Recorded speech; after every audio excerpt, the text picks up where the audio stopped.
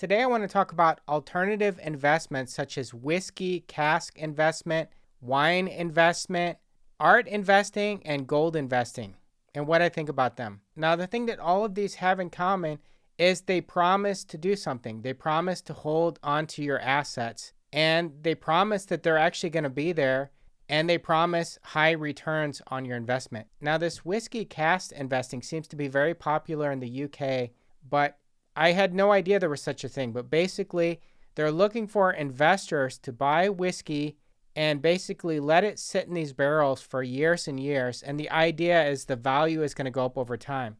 And so rather than having one of these barrels at your house and doing it yourself, the company is going to do it all for you. And so you give them the money and they promise that the whiskey is going to be there.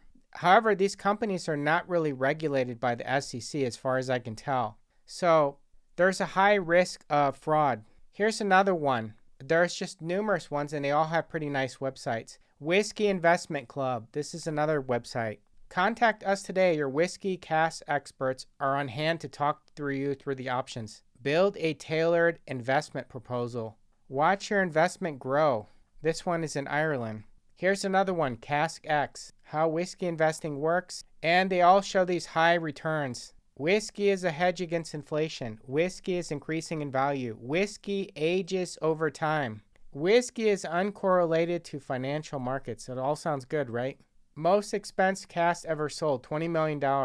Average appreciation, 13.85%. Here's an article that I read. Be wary of whiskey cask investments. They may leave a bad taste in your mouth and a hole in your wallet. And many of these have been shut down because they're scams. I've had clients that paid thousands more than they should have for a cask with the company that sold it no longer picking up the phone. Here's another article that I read here. Cask whiskey investment fraud. It's going to be a bloodbath. The whiskey writer here is dedicated to warning people about whiskey cask investment fraud.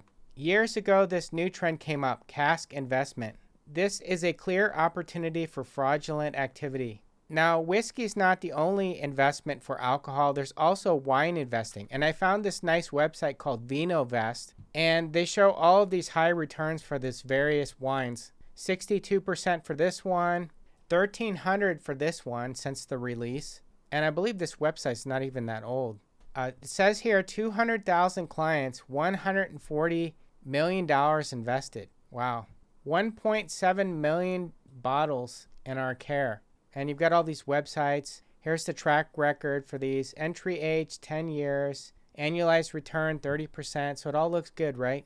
And they have this chart here that shows the annualized percentage return by portfolio size. And if you look at it here, 0, you see some of the smaller ones, less than 100,000. It shows that they actually lost money. But most of it's anywhere from 2% all the way up to about 12%. I mean, and these are returns that you would get with the stock market. And by no means, this chart could be fake. It's not like the SEC is going to look at this. This could be, almost anything because this is an unregulated market. So now I'm not saying this company is a fraud, but being an unregulated market, there's a lot of opportunity for fraud. And if you look at the fees, even if they did what they're saying they're going to do, there's a lot of fees involved. So for example, there's a starter program with $1,000. There's a 2.85% annual fee. I mean, that's outrageous. And if you're one of the larger clients, then it goes down to 2.25, but that's still very, very high. Most ETFs that I've looked at, even the high ones, will be less than 1%. So this is outrageous. And it says here fully insured, but being an unregulated market, you just have to take their word for it because they could say they're insured and then, oops, something happens, the warehouse burns down, and then you're out of the money. So how have people done with Vinovest? So I found this guy here. I found some people that use Vinovest, and here's what they have to say. I know you've seen the title, Vinovest 2023 returns. It definitely was a bloodbath. I will say with this platform, it doesn't look good with this platform, and I'm really concerned about even potentially how much money I could be losing with this particular platform. Between with the fees and how the wine has been doing, it's not good. It probably would make you want to take a drink yourself. Honestly, this is really not good. When I initially had it back in August 2021, it was like 940. Now watch how it just keep dropping and dropping and dropping and dropping. 800 went up a little bit, went up a little bit, went down a little bit. Look at this, all the way down to quickly 712, and then it's 800. So I initially started about 944, and then it's kind of like all the way down here. At one time, it even dropped below 800.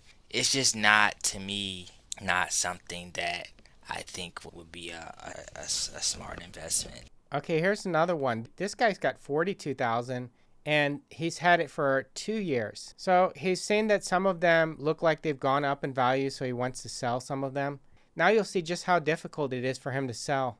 Get out of it. So I contacted them to list my wine, or basically get rid of it. And so the way that it works is they don't own it, or they don't just buy it back from you. They have to kind of list it in the marketplace. So I was like, all right, let's just list it on the marketplace then. I'm assuming that all the prices that they're valued for are fair, so I shouldn't have any problem selling. Notice the early liquidation fee. They're charging him a $20 early liquidation fee for each bottle that he sells because I guess he didn't keep it for, I think it's a 3-year period is the minimum. So it's loaded with lots of fees. It. So you can see here, this is when I initiated the sale in May of 2023. And so a couple cases started to sell, 2 cases there, a case there, a case here, and they take a fee for selling it early. So they're already taking a fee every month, somewhere between 1.5% and 2.5%, depending on what kind of account you have. 3 cases, incredibly slow process. And as you can see, they take a monthly fee out, even though I have all my wine listed for sale. They're $654. Okay, let's look at his returns now on here. Down $654, but all time I'm down over $2,000. Wow. So that is super frustrating because I'd love to just get out of this and not have to be paying these fees and have to remember this is there. One of the other things I really don't like about it is just the way that this is set up. So the way that it's sold is clunky. It just seems very, very strange. And then just the focus on adding funds to your account right there. And then how are you supposed to get your money out? So you have, if you go to my portfolio, you can see right here, there is a cash balance of $7,000. There's no button, there's no way to initiate that money going to your bank account. The only way that I've found to do it is you have to email them and say, hey, I've got some money in there. Can you send it to my bank account? And then hopefully they will, follow up with you and give you your money. That's not good at all. I definitely would not do this again. I would not even want to do $100. To me, it's just very, very, it's not liquid at all. There you go. So another unsatisfied investor. Now, something similar with artwork is called masterworks. And they basically advertise these super high returns. And they promise to hold the artwork, invest it for you, and you can get in with other investors and buy famous artwork without buying the whole thing. You're basically a fractional owner. So it's fractional ownership of the paintings, but it's held by Masterworks. And so, of course, there's fees for that, for the holding. Here's more stuff to get you excited, right? It shows all the ones that did well, all the ones that sold for record prices. Of course, they don't show the ones that haven't sold. How does it work? We select the artist, we purchase the art, we securitize the artwork, sell your shares on the trading market. Now, this is the problem with Masterworks. Now, the liquidity for something like this is going to be way less than buying an ETF or buying Nvidia or Microsoft or some type of stock. It's going to be very difficult probably to sell. It's going to be very difficult to get rid of the investment because there's probably not much liquidity. At least that's what I'm guessing. Another issue with this is the unregulated nature of this. Now, it says it has not been qualified by the SEC. No money or other consideration is being solicited. And then it goes on to state that Masterworks is testing the waters under Regulation A under the Securities Act of 1933. Masterworks can only make sales after an offering statement has been filed. As such, no offer consideration is being solicited or accepted. So it sounds like they're kind of in a gray area, at least to me. Okay, here's the fee, 1.5% annual management fee, which is very high. And we receive 20% of the profit when the painting sells. Wow, that's a lot. Now there's also gold investing, and there are companies that have promised to buy gold for people or to hold the gold, especially. And I've seen several of those that have been shut down. Here's one that happened just in August. This was reported. Oxford Gold Group in Beverly Hills was shut down. All over the country. Of all of the gold companies that we could have invested in, we invested in the one that was a scam. Gigi Van Diepen says she and her husband are victims of Oxford Gold. She says the company was still accepting clients even after they closed down. He wired money to them May 1st of this year. They went out of business in April of this year. So they took our money even though they had closed their doors in Beverly Hills. The company website was up as late as July, and she hired an attorney. So that's one example. Here's another one. This was from 2020. Metals.com is shut down after years of allegedly scamming seniors. Now, there's a lot of these gold scams that don't actually involve holding the scam. A lot of these are middlemen that sell gold at an inflated price or make promises about how well gold is going to do fraudulently, and to seniors especially. Now, I believe some companies legitimately are trying to offer vault storage, especially for gold and precious metals, but I'm very suspicious of third-party gold and precious metal storage companies. Here's an article that you've probably seen this a few years ago. This was 2023. FBI seized $86 million from people not suspected of any crime. A federal court will decide if that's legal. They went to a private storage vault. This was a private company, not in a bank. And people would store their gold and precious metals there, and they just went through the whole thing. They had 1,400 safe deposit boxes seized, and this was in Beverly Hills also.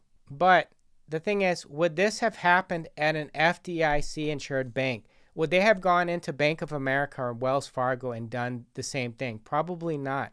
Now, a lot of the people that had gold and precious metals, apparently a lot of the precious metals has gone missing, and these people are trying to sue the government to get it back. Now, I think a much safer way of storing precious metals would be in a safe deposit box. Now, the FDIC insurance doesn't protect safe deposit box. What products are not covered? Safe deposit content. So you'd have to check with the insurance to see that it covers that, or get special insurance, maybe the homeowner's policy or special insurance. But the thing about this is the FBI is not going to raid the bank and shut it down. If it's going to stay open for customers. So even if the bank fails, the bank will be open and the safe deposit box will be available. And so you don't have to worry about, a company going out of business risk or something like that. And as far as overpaying for gold, I'm not a big fan of gold or precious metals myself, but Costco is selling gold, and Costco has some of the lowest prices. If we look at the price for an ounce of gold, $27.89, and the spot price is $27.77. So that's like what, $12? It's maybe $12 more.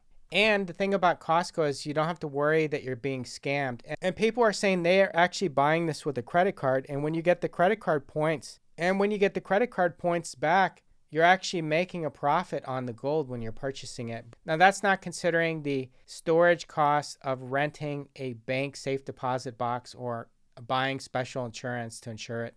So my opinion of all these investments that hold your assets that are highly unregulated, I think it's very risky, and I wouldn't ever do it. Now, when you have a Fidelity brokerage account or Vanguard, and they're a third party, they're holding securities when you have ETFs and stocks, but it's much safer, it's highly regulated, and you don't have to worry about these companies going out of business overnight, or somebody just running off with the assets, or not doing it at all, like Bernie Madoff. So anyways, that's my video. If you like this video, press the thumbs up button, subscribe, comment below. Have a good one.